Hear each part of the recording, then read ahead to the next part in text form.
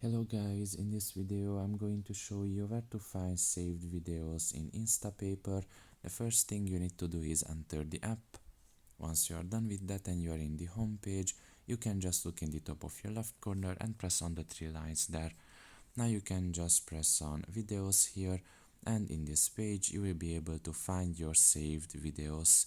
In this case you can see I don't have any saved videos yet. I have created a new account in this application, and so far I haven't saved any videos yet, but if you have, you will be able to find them here in this page.